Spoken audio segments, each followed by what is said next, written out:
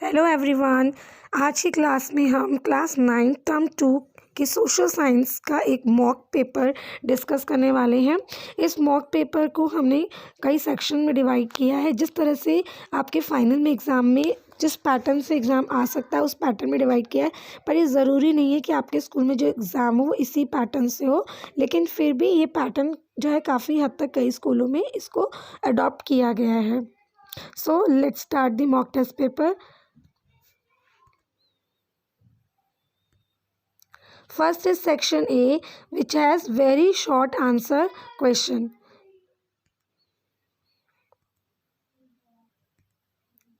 Question number 1 is state any two factors which made Weimar Republic politically fragile। क्योंकि ये very short question answer question है तो इसमें आपको बहुत ज़्यादा लंबे चौड़े आंसर्स नहीं लिखने हैं। जैसे फर्स्ट क्वेश्चन ने पूछा है कि state any two factors which made Weimar Republic politically fragile, कि आपको दो ऐसे रीज़न बताने जिसकी वजह से जो वीमर रिपब्लिक था वो लोगों के सामने ज़्यादा पॉपुलर नहीं हुआ या क्यों वो पॉलिटिकली फ्रैगाइल हो गया था। Existence of Article 48 on the Constitution, which gave the President the power to impose emergency, suspend civil right and rule by decree।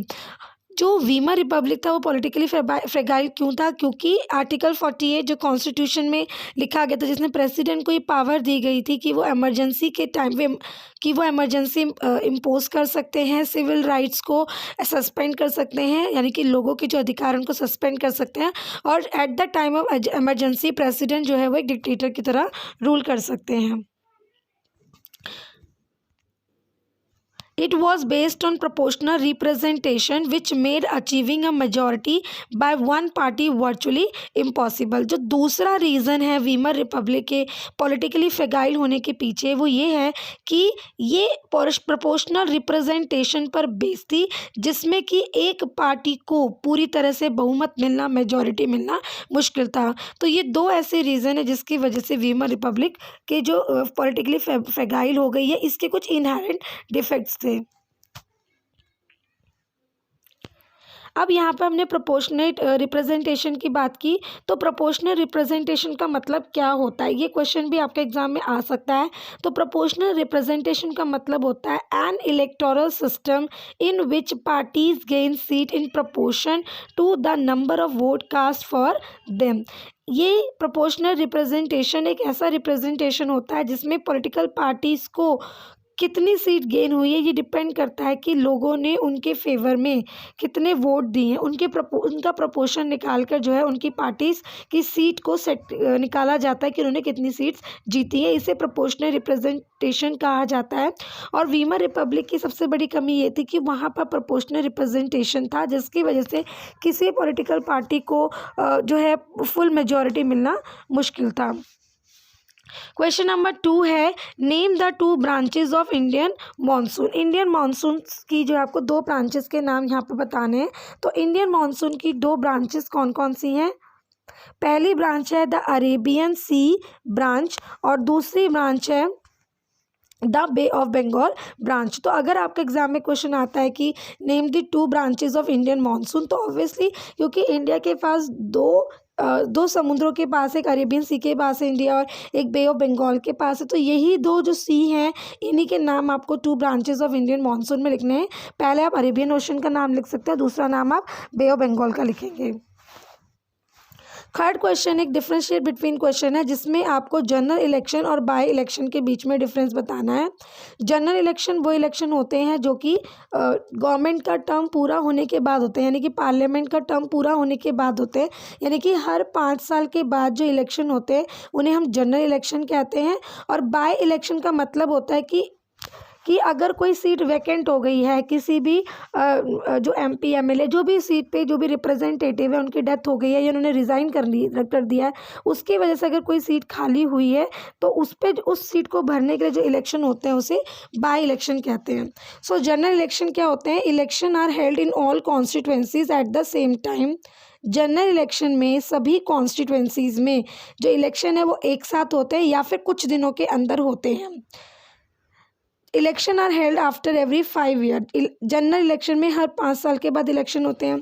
By election are held only for the constituency to fill the vacancy cause by death और resignation of a member. अगर कोई member जो है resign कर देते हैं या उनकी डेथ हो जाती है जिसकी वजह से वो कॉन्स्टिट्यूएंसी की सीट खाली हो जाती है, तो ऐसे सिचुएशन में सिर्फ उसी कॉन्स्टिट्यूएंसी में इलेक्शन कराए जाते हैं, जिसे बाई इलेक्शन कहते हैं. Election is held before the expiry of 6 months from the date of the seat fall vacant. ठीक है, 6 महीने के अंदर जो है विद इन 6 months जो है वो इलेक्शन उस सीट पर करवाने होते हैं.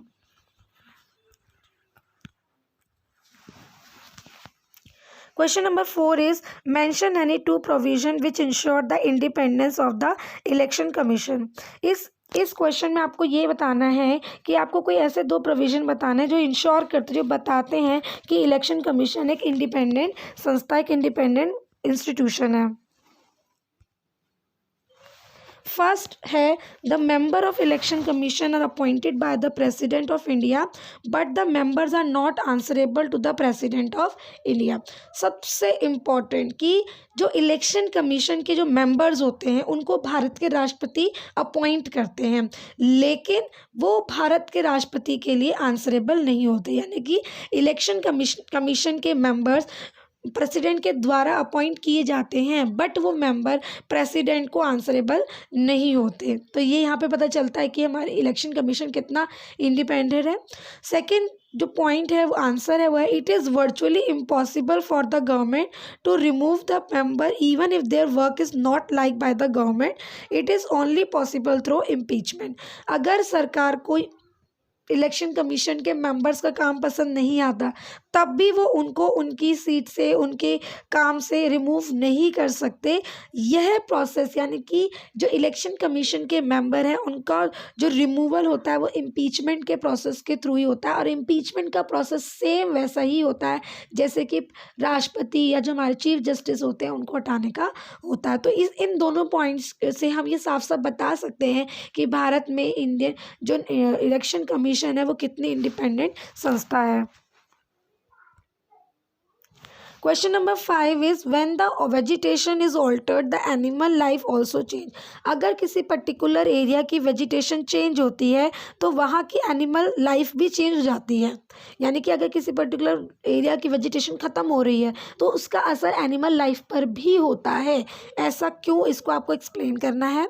This is due to the fact that plant occur in diverse group of communities in region with identical climatic condition. ये हमें पहले ही पता है, हमने अपने क्लास में भी किया, चैप्टर में भी पढ़ा हमने कि जब हम किसी क्लाइमेटिक एरिया, एक पर्टिकुलर क्लाइमेटिक एरिया में पर्टिकुलर टाइप के जो वेजिटेशन है वो ग्रो करती है, to a great extent the type of the plant in a region influence the animal life of that area. और किसी भी पर्टिकुलर एरिया में किस तरह की प्लांट लाइफ है उसी का जो प्रभाव है उस एरिया की एनिमल लाइफ पर भी पड़ता है. यानी कि किसी पर्टिकुलर एरिया में प्लांट लाइफ का इन्फ्लुएंस वहाँ के एनिमल लाइफ पर पड़ता है. in their physical habitat all plants and animals in a given region are interdependent and interconnected. किसी पर्टिकुलर एरिया में जो फ्लोरा और फौना यानी कि प्लांट्स और वहाँ के जो एनिमल्स होते हैं, प्लांट्स लाइफ और एनिमल लाइफ एक दूसरे के साथ, एक दूसरे पर डिपेंड होती है, एक दूसरे से कनेक्टेड होती है. As a result when the flora change so does the animal life. तो यहाँ पर हम इसे प्रूव करते हैं कि अगर फ्लोरा यानी कि प्लांट लाइफ कहीं कहाँ की किसी भी पर्टिकुलर रीजन के एरिया की चेंज होती है तो वहाँ पर एनिमल लाइफ भी ऑटोमेटिकली चेंज हो जाएगी.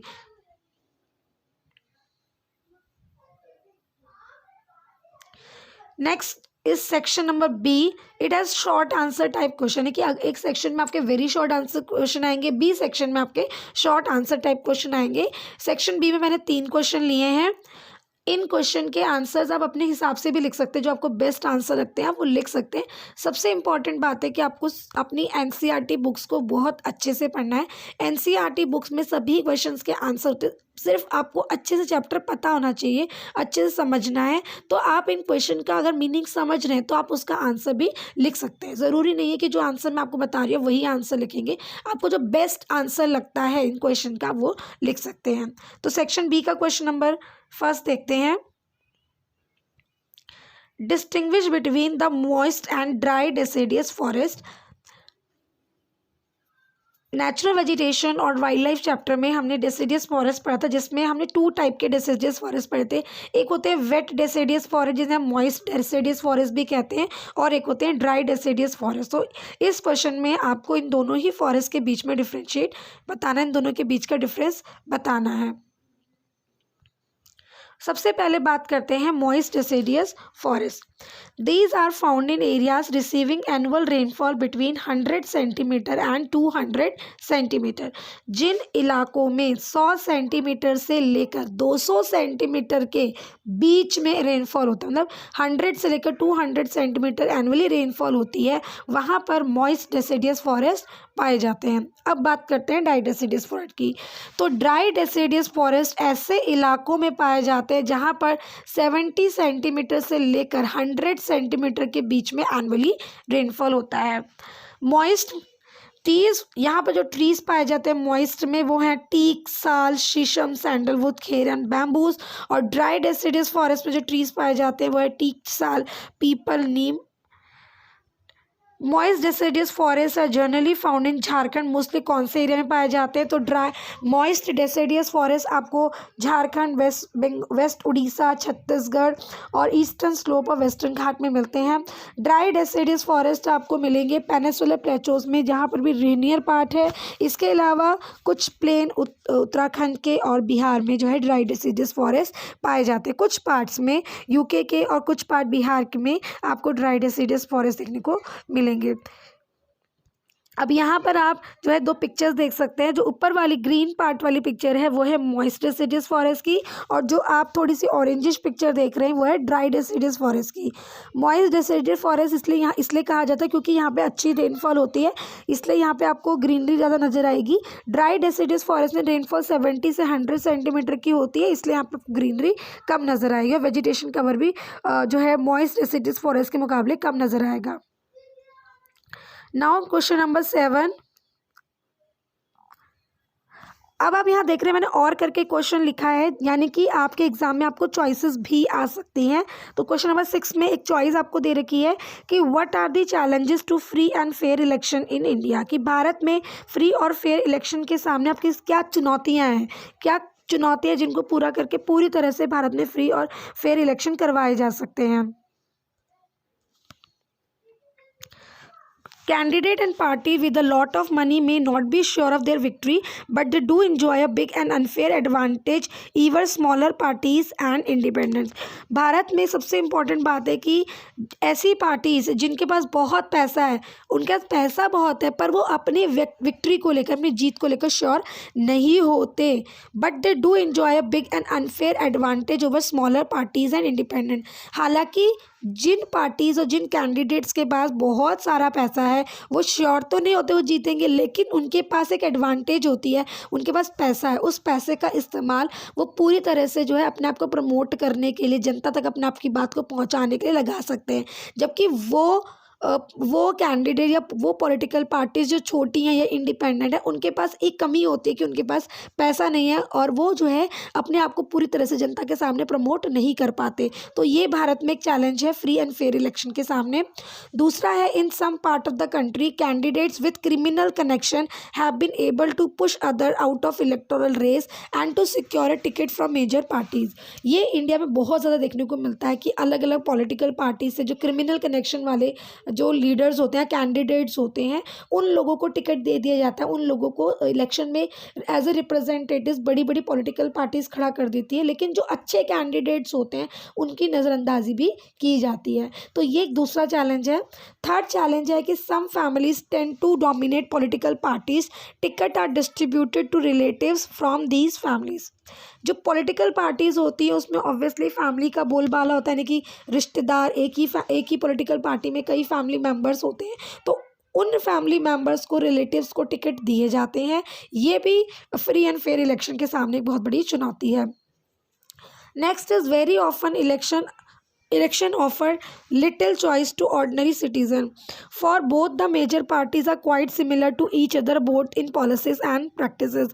इंडिया में ये चीज़ देखने को मिलती है कि जितनी भी बड़ी बड़ी पॉलिटिकल पार्टीज़ हैं हम उनमें से किसी एक को चुनने में बहुत ज़्यादा कंफ्यूज होते हैं। क्यों कंफ्यूज होते हैं? क्योंकि हमारे सामने चॉइस कम होती है। दोनों ही पॉलिटिकल पार्टीज़ की, जो बड़ी बड़ी पॉलिटिकल पार्टीज़ हैं, दोनों की ही पॉलिसीज़ और प्रैक्टिसेस लगभग एक जैसी होती हैं। लास्ट पॉइंट है, smaller parties and independent candidate suffer a huge disadvantage compare to bigger parties.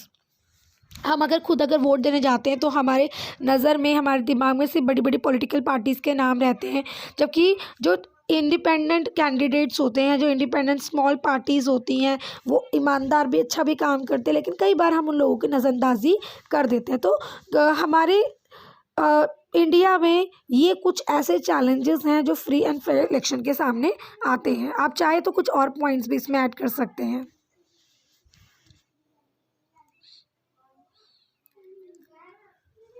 Now question number 7, what are the major reason for less effectiveness of anti poverty measure? Bharat में गरीबी को दूर करने के लिए जो एंटी पोवर्टी मेजर्स यानी कदम उठाए गए हैं वो लेस इफेक्टिव क्यों हैं? क्यों वो कम प्रभावकारी, उनका उतना अच्छा असर क्यों नहीं हुआ, क्यों लेस इफेक्टिव है? आपको उसके कुछ रीज़न बताने हैं।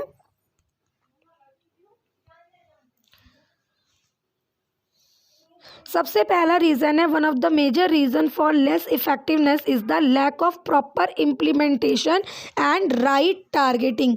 कि पॉलिसी तो बना दी जाती है, गरीबी को कम करने के लिए पॉलिसी बना दी जाती है, लेकिन इसको प्रॉपरली इम्प्लीमेंट नहीं किया जाता। ये बहुत बड़ी कमी है, lack of proper implementation. Second है overlapping of scheme. Poverty as a challenge में अगर चैप्टर पढ़ेंगे आपको बहुत सारी स्कीम ऐसी नज़र आएंगी जो एक जैसी हैं, तो ओवरलैपिंग ऑफ स्कीम है। थर्ड है benefit of these schemes are not fully reach. कि ये जो स्कीम्स जो सरकार बनाती है, इनका बेनिफिट जो है वो लोगों तक टाइमली नहीं पहुंच पाता। Major emphasis in recent year is on proper monitoring of all the poverty alleviation program। इसीलिए पिछले कई सालों से therefore the major emphasis in recent year is on proper monitoring of the poverty alleviation program। पिछले कई सालों से जो है सरकारी कोशिश कर रही है कि जितने poverty alleviation program बनाए गए हैं उनको पूरी तरह से मॉनिटर करके उनको इम्प्लीमेंट किया जाए। तो ये कुछ ऐसे रीज़न है जिसकी वजह से जो एंटी पोवर्टी मेजर है इंडिया में वो लेस इफेक्टिव हैं।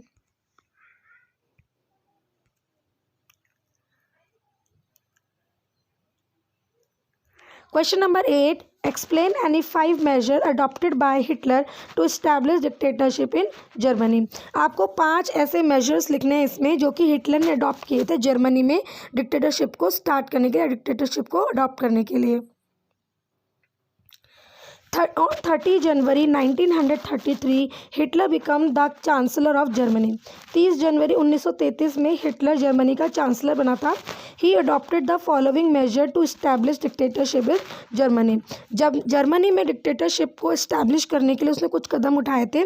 सबसे पहला है on 28 February 1933 the fire decree was fast. 1933 में एक फायर डिक्री पास हुई थी जिसमें इस डिक्री में कहा गया था suspended the civic right like freedom of speech, press and assembly. इस डिक्री के द्वारा जो है नागरिकों के सिविक राइट्स यानी कि उनको बोलने का अधिकार, प्रेस का अधिकार, सभा समिति बनाने का अधिकार जो है पूरी तरह से कुछ समय के लिए सस्पेंड कर दिए गए थे। इनडेफिनेटली मतलब कितने समय के लिए सस्पेंड किए गए थे ये उसमें मेंशन नहीं किया।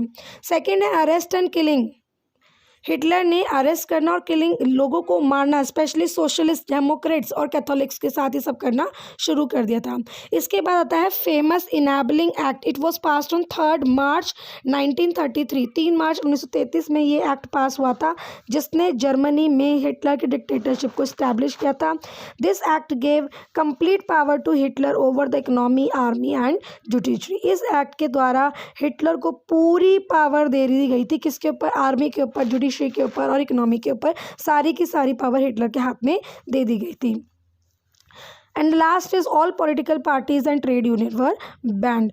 जर्मनी में हिटलर ने सभी पॉलिटिकल पार्टीज और ट्रेड यूनियन को बैन कर दिया। तो ये कुछ रीजन हैं, ये कुछ मेजर्स हैं जो कि हिटलर ने जर्मनी में डिक्टेटरशिप को अडॉप्ट करने के लिए अपनाए थे।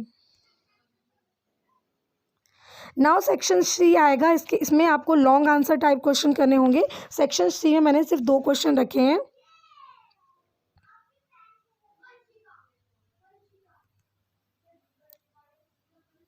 What are the major controls of the climate, explain them.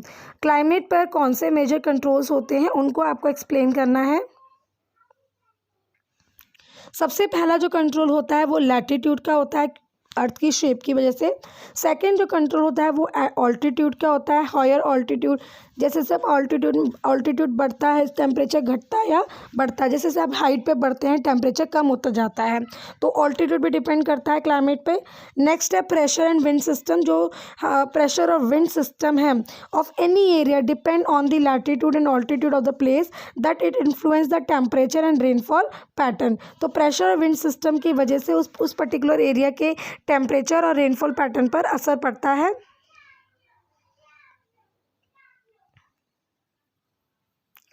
Next है continentality as the distance from the sea increase. इसमें जो है समुद्र से कोई पर्टिकुलर प्लेस कितना दूर या पास है, इसका भी वहाँ के वेदर कंडीशन पर असर पड़ता है। अगर कोई भी इलाके समुद्र के पास होंगे तो वहाँ पे मॉडरेट क्लाइमेट होगा, और अगर कोई इलाके समुद्र से बहुत दूर होंगे तो वहाँ पे एक्सट्रीम क्लाइमेट होगा। एक्सट्रीम क्लाइमेट का मतलब होता है कि गर्मी होगी तो बहुत गर्मी होगी, और ठंड होगी तो वो भी बहुत ज़्यादा होगी। और लास्ट आंसर है इसका, पॉइंट है इसका, ocean currents. It also affect the climate of the coastal areas. Ocean currents का भी कोस्टल एरियाज पर अफेक्ट पड़ता है क्लाइमेट को। For example any coastal area with warm of cold current flowing past it will be warmed और cooled if the wind are inshore. अगर कोई भी कोस्टल एरिया में अगर वार्म या कोल्ड करंट में से कोई सा भी ओशन करंट है, तो जो हवाएं जिस करंट के संपर्क में आती है, कोई गर्म वार्म करंट के संपर्क में आती है तो आसपास के एरिया को गर्म कर देती हैं, और अगर कोल्ड करंट के संपर्क में आती हैं तो आसपास के एरिया को ठंडा कर देती हैं। Now the question number 10 is what were the main objectives of liberals in Russia. Russia में लिबरल्स के मेन ऑब्जेक्टिव्स क्या थे।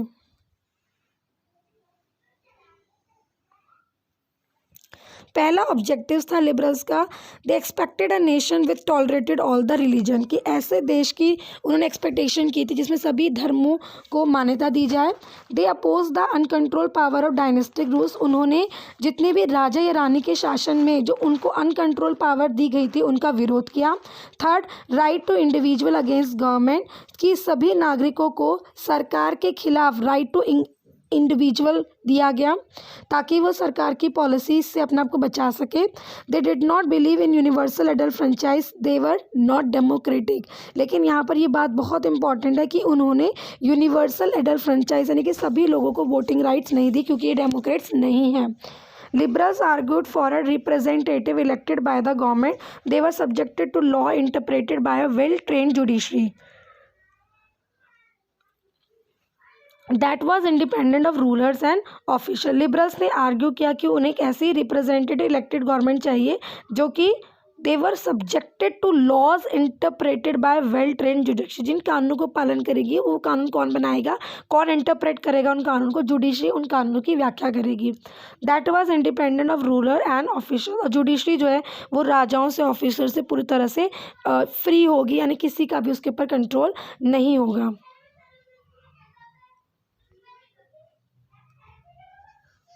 Now the question section D has case based question. Section D में केस बेस्ड क्वेश्चन आएंगे। यहाँ पर मैंने एक केस लिया है, read the given text and answer the following question. यहाँ पर एक केस दिया गया है, ये ऑफिस मेमोरेंडम का केस है।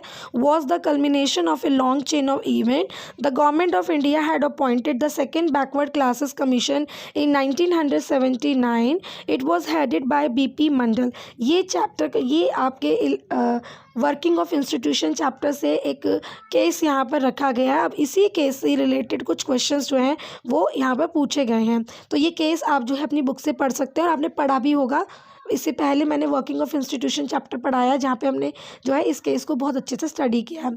फर्स्ट क्वेश्चन जो इस केस से पूछा गया है, which party promise to implement the Mandal commission recommendation formally announce by the government. किस पार्टी ने प्रॉमिस किया था कि अगर वो सत्ता में आ जाएगी, पावर में आ जाएंगी, तो वो मंडल कमीशन की रिपोर्ट को लागू कर देगी? तो इसका सब सही आंसर है जनता दल। जनता दल ने ये प्रॉमिस किया था कि अगर वो वीपी सिंह जब प्राइम मिनिस्टर बनेंगे, यानी कि जब उनका दल सत्ता में आएगा, तो वो मंडल कमीशन के रिकमेंडेशन को लागू कर देंगे। ये आपने क्लास में पढ़ा है, इस केस में भी मेंशन है। क्वेश्चन नंबर 2 जो इसमें पूछा गया है वो है, what did the Mandal commission recommend, कि मंडल कमीशन ने क्या रिकमेंड किया था, ये भी इस केस में दिया गया है। The commission gave its report in 1980 and recommended it that 27% of the government jobs to be reserve for socially and educationally backward classes, की 27% जो गवर्नमेंट जॉब्स होंगी, सरकारी नौकरियां होंगी, वो SEBC यानी कि socially and educationally backward classes के लिए रिजर्व्ड होंगी।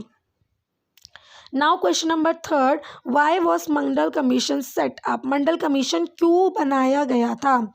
Because to determine the criteria to identify the socially and educationally backward classes in India. सबसे पहले कि भारत में जो सोशली, एजुकेशनली और बैकवर्ड क्लासेस थी उनको आइडेंटिफाई करना। सेकेंड रीज़न था recommend steps to be taken for their advancement, और इन ग्रुप्स के, इन क्लासेस के एडवांसमेंट की तरक्की के लिए जो है सुझाव देना जो है इस मंडल कमीशन के का काम था। इसीलिए इस मंडल कमीशन को बनाया गया था, इस मंडल कमीशन को सेट किया गया था। सो मैंने इस जो केस स्टडी आपके साथ मैं डिस्कस कर रही हूँ, मैंने इसमें 3 क्वेश्चन दिए हैं, बट हो सकता है कि आपके एग्जाम में 4 या 5 क्वेश्चंस भी एक केस स्टडी से आ सकते हैं। जो मैंने पैटर्न से, जिस पैटर्न से, सिर्फ आपका मॉक टेस्ट है। मॉक मतलब सिर्फ आपको समझाने के लिए कि किस टाइप से एग्जाम में क्वेश्चन आ सकते हैं और किस टाइप से आपको उन क्वेश्चन के आंसर देने हैं। ठीक है, हो सकता है कि आपका जो पैटर्न थोड़ा सा इससे चेंज आ सकता है। हो सकता है कि केस स्टडी जो है वो 2 भी आ सकती हैं, या केस स्टडी 1 भी आ सकती है, 4 क्वेश्चन भी हो सकते हैं, 5 क्वेश्चन भी हो सकते हैं, चॉइसेस भी होंगी आपके सामने, काफ़ी चॉइसेस होंगी, कई क्वेश्चंस में चॉइसेस होंगी। तो आप सबसे पहला काम आप सभी का ये है कि आपने एनसीईआरटी बुक जरूर पढ़नी है, ज़रूर, मतलब एनसीईआरटी बुक बिल्कुल भी नहीं छोड़नी है। अगर आपको एनसीईआरटी बुक आपने पढ़ ली है, चैप्टर वहाँ से पढ़ लिए हैं, तो आपको एग्ज़ाम के टाइम में बहुत ज़्यादा हेल्प मिलने वाली है, क्योंकि लगभग सभी 99% क्वेश्चंस के जो होते हैं वो एनसीईआरटी बुक में से ही आता है। एनसीईआरटी बुक मीन्स चैप्टर में से ही आता है, और आप वहीं से उसके आंसर भी लिख सकते हैं। आज की क्लास में जो मैंने आपको क्वेश्चन और उनके आंसर कराए हैं, आप उनके आंसर्स को अपनी लैंग्वेज में जो आपको बेस्ट आंसर लगता है वो भी लिख सकते हैं। सो आज की क्लास में हम इतना ही करेंगे। नेक्स्ट क्लास में हम जो है कुछ और मॉक टेस्ट पेपर्स की रिवीजन करेंगे। Thank you.